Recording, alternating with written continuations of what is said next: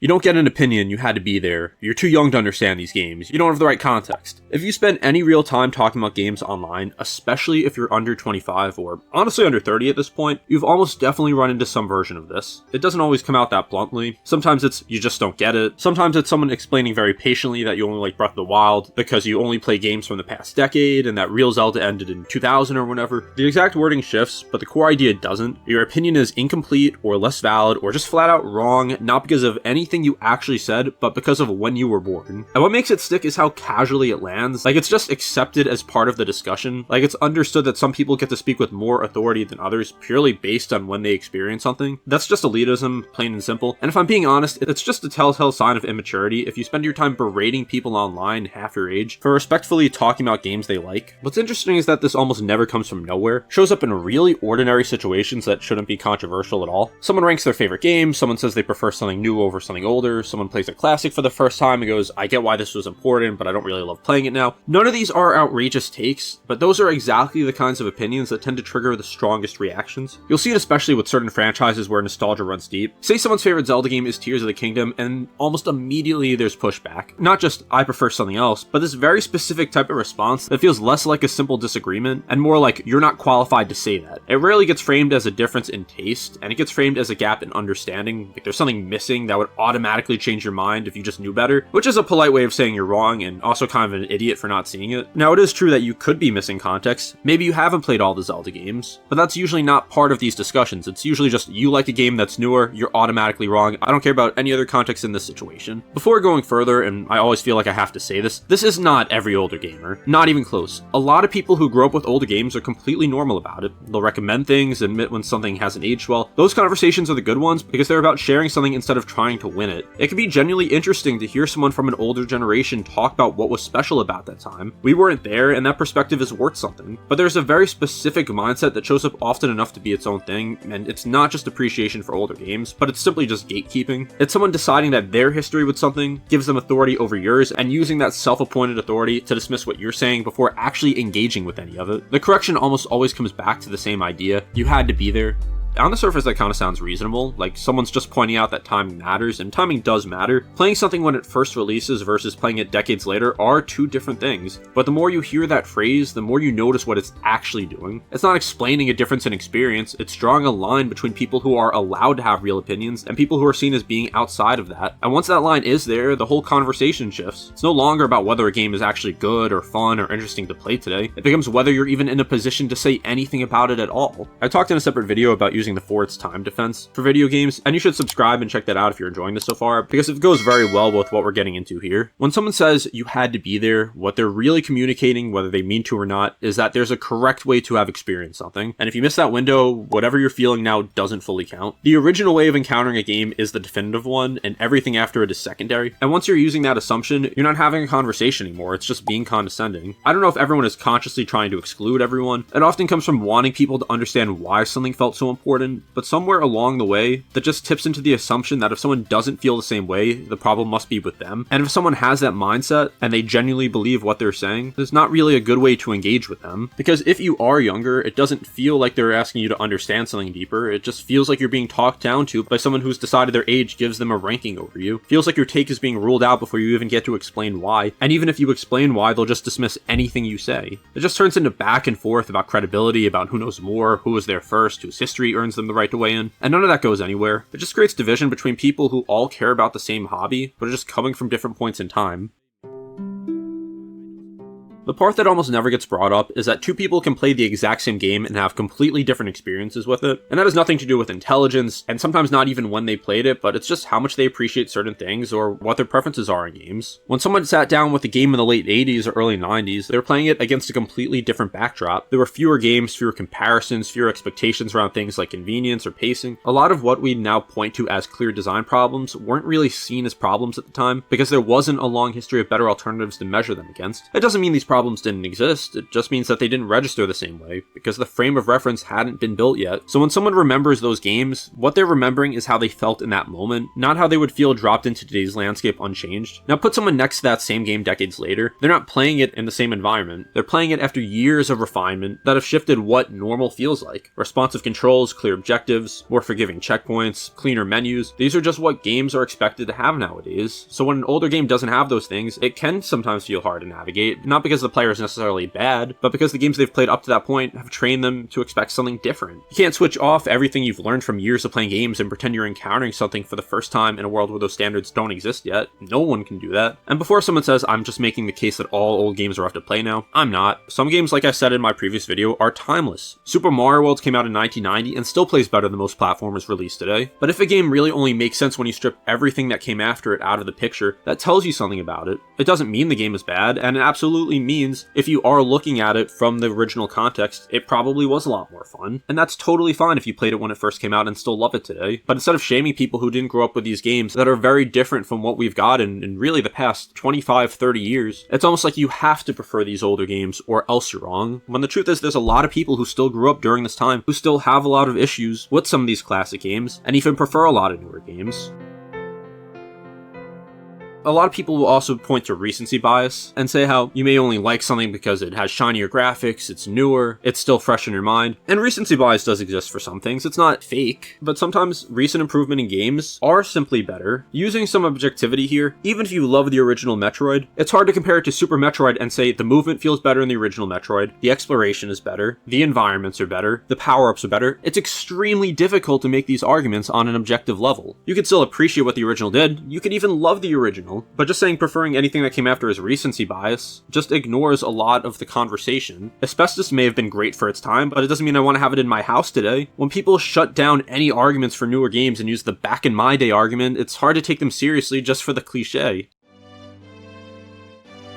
At a certain point, all of these arguments drift away from anything to do with game design and land somewhere a lot more personal, because if this was purely about games, the conversations wouldn't get anywhere near as heated as they do. People wouldn't react like something important was being threatened just because someone ranked a Zelda game differently, or said they'd rather play Mario Odyssey than something that sold 18 copies in 1987. That defensiveness usually means there's something else underneath it, and most of it comes down to what games represent depending on when you first played them. The games you grew up with don't just exist as entertainment in your memory, but they get tied to really specific periods of your life. Being a kid, having more free time than you'll ever have again, discovering something without any expectations, playing through a game over and over because you didn't have 40 other things waiting. They become part of how you remember those years, so when you think about those games, you're not just thinking about what they were as software, but you're thinking about the time period of your life and the emotions attached to those games. I feel this myself with some of the stuff I grew up on. There are DS games I know objectively aren't that impressive, but I still have so many good memories with these games that I can ignore some of the objective flaws with them. If someone younger came to me and said, I tried that game and it didn't do much for me, part of me would want to explain why I disagree, but I also get where they're coming from. Those games are more than just simple games to me, but they're attached to a specific time I can't get back to. Someone who's younger than me simply just didn't have the same experience with those games and isn't looking at it through the lens of nostalgia. But understanding where something comes from doesn't make it okay to act on, because from the other side, it doesn't feel like someone's just trying to help you understand something they love. It can feel like you're being told your honest reaction to a game is just you failing. Like I mentioned, nostalgia plays a big part in your memory. It'll smooth over parts that are actually frustrating in a game, and it will filter out the runs where you got stuck for 2 hours and wanted to throw the controller across the room. It highlights moments that felt exciting and starts to neglect some more frustrating moments. When a newer player calls out a part of a game that feels clunky or confusing or hard to care about, they're not attacking the past, but they're just describing the game as it currently is without a layer of personal history smoothing over the rough edges. And instead of just being heard as a different, honest take, that tends to get treated like a failure of understanding, like they just need more patience or more context and then they'd come around. Telling someone to feel differently about their own direct experience of playing something just isn't helpful. It's just extremely dismissive, and doing it repeatedly and comment after comment to person after person as a pattern of behavior that makes the hobby generally worse for people who didn't grow up in the right decade. You could simply just say, this game meant a lot to me, here's why, and try to explain why the game is so important. But if you just say, you're wrong for not feeling the same way, that's just someone being condescending and acting like it's an objective argument. And the frustrating thing is most of these people just don't see any problem with what they're saying. They won't think to themselves, maybe this person just grew up in a different era with different preferences. Maybe game design I liked as a kid isn't what a kid today may appreciate. But what makes this all worse is how selective the whole logic is, people will insist that older games can only be understood through the lens of their original context. And fine, you could say that, but those same people won't extend that thinking to the person playing the game right now. There's no curiosity about what it's like to approach something after decades of change, after growing up with different standards, and after never having the chance to encounter before any of that happened. The historical context of the game matters enormously, but why shouldn't present context count at all?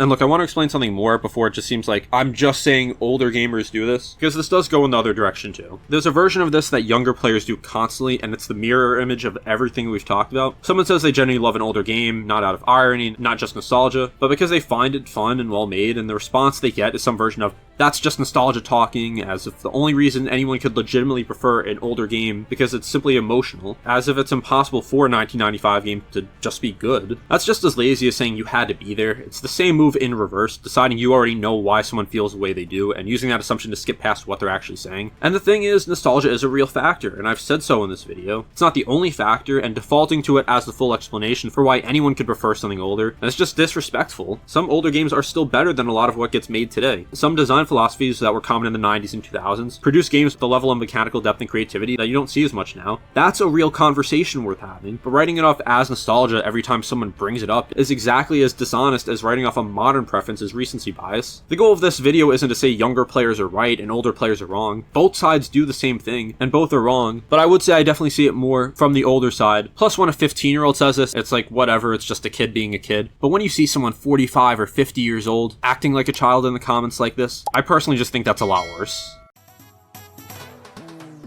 Once you step back, what all this really looks like is a question of authority, not anything official, nothing written down, just this informal hierarchy where certain people feel like their opinions carry more weight because they got there earlier. And there is a version of that makes sense. Someone who played games as they were coming out in the 80s and 90s has something genuinely valuable to offer. They can describe what it felt like at the time, what was new, what surprised people, what the landscape was like before any of it had been iterated on. That perspective is worth hearing, and it's not something you can just reverse engineer by reading about it, but there's a real difference between here's what it was like and this is the correct way to see it. The first one shares something, the second one tries to claim ownership over a conversation that just doesn't belong to any one person. Once you've made that jump, you're just sorting them into the ones who see it right and the ones who don't yet, apparently. That's just gatekeeping, that's elitism, and dressing it up in the language of historical appreciation doesn't change what it actually is.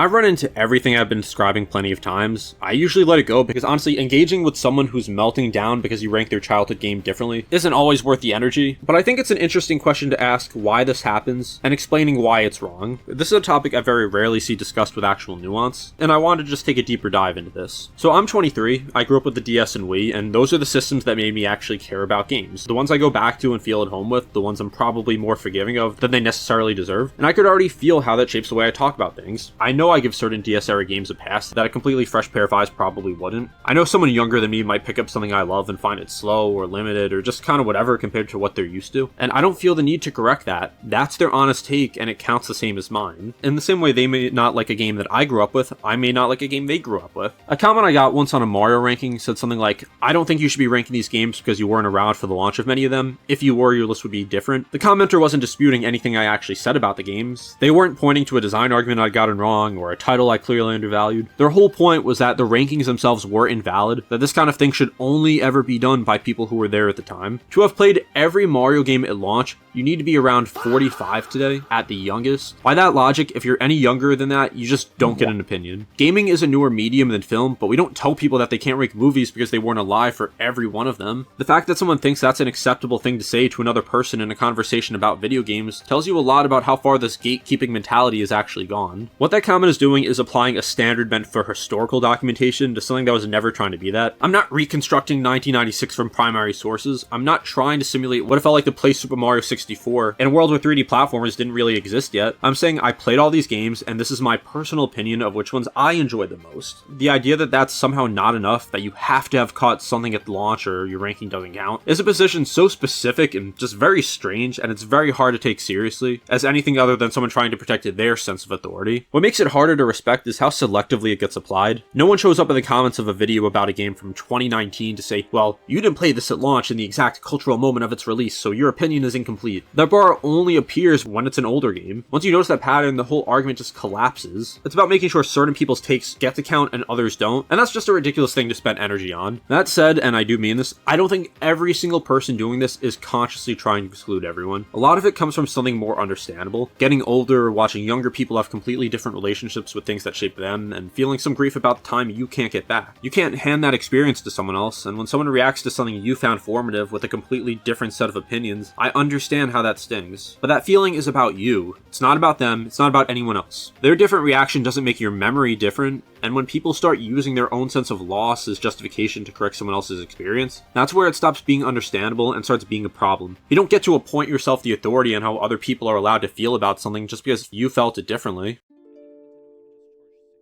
Here's the thing nobody in these arguments ever wants to hear. This isn't new, and nobody doing it is doing something original. It's a pattern that runs through basically every generation of gaming, and the only thing that changes is which games are the center of it. Whatever you're seeing now around NES and SNES games, the same thing is going to happen with GameCube and DS and Wii titles in 15 years, and it already does a little bit. There are already people who grew up on those systems who feel something when a younger player bounces off a game they love. While this doesn't seem as extreme or as common, just give it some time, and someone's going to be posting the same comment I got, except about Mario Kart Wii or Pokemon Platinum, and some 23-year-old in 2040 is going to have the same reaction I did. The cycle doesn't stop, it's just going to keep moving forward. There is one thing that does make the NES and SNES generation specifically a bit different though. They were practically the first. There was no generation above them telling their opinions on Atari games were invalid. No one was in the comments in 1991 explaining that they couldn't really appreciate Super Mario World because they hadn't grown up with the Apple II. They formed their preferences and their sense of authority without ever getting questioned on it from above, which means they've been talked down to from someone older for having different preferences in games. That doesn't make what they do okay, but it does explain why this particular dynamic runs so hot in that group compared to any that'll come after it. The pattern will repeat, but it'll probably never be quite this intense again, because every generation from here on will have grown up knowing what it feels like to have someone older dismiss their opinion before they even finish making it. And this is part of why saying older gamers are the problem. This isn't an age thing at its core. It's about what happens when the games that shaped how you think, the ones tied to a specific moment in your life, get treated by people who weren't around at the same time. It makes people want to push back. All of that is understandable. The problem is when this matters to me tips over into your reaction is wrong, and when it comes wrapped in the self-righteous certainty that you're trying to act like, it does not do your argument any favors. Someone might try to counter by saying, you had to be there is just offering context, and there actually are ways to say this without being disrespectful. If someone asked me to explain Prime Pokemon Go who wasn't around for the time, I would say you had to be there to really understand it. That experience of walking around in the summer of 2016, where everyone was trying to catch Pokemon, is just not going to be replicated. So if a kid who wasn't around then says, this game meant nothing, you could say respectfully, I don't think you have the right context, because at the time this was incredibly popular. However, there is a respectful way to do this. Personally, I would just say it was an experience at the time that can't be replicated today. So if you don't like the game, that's perfectly fine. Because at the end of the day, it does not matter at all. When you really look at what these arguments are, it's more often than not someone in their 40s, 50s, maybe even older, being narcissistic and toxic in YouTube comments to people 20, 30, 40 years younger than them. Trying to control how other people are allowed to experience something is where this all crosses a line. It's toxic to the conversation, it's toxic to the hobby, and it ultimately hurts the game you're supposedly defending. People don't come around to loving something because they've been told their reaction is wrong. They come around to it, if they come around at all, because someone gave them enough of an explanation to want to try it out or give a game another chance. You can use the argument. You have to have the right context in a respectful way if that's not your entire argument. If I say I didn't care for the original Legend of Zelda and someone says you don't have the right context, you weren't there, that's not actually defending their point. Like what I said with Pokemon Go though, if someone said this game sucks and I say you kind of had to be there for it because at the time everyone was playing it and it was more of a social experience, I'm expanding on that. And I'm not trying to tell them they're wrong for feeling that way. I'm just trying to add some more context. These conversations can actually work. Someone can say this meant everything to me when I was 12, and someone else can say I tried it and it didn't really do anything for me. And both those things can be true without anyone needing to revise their position. The first person can recommend games, explain what they love, share their history, and leave room for the other person to have a completely different reaction. The problem isn't that people want to share what they love, it's when they demand agreement and shut down any dissenting opinions. Like I mentioned before,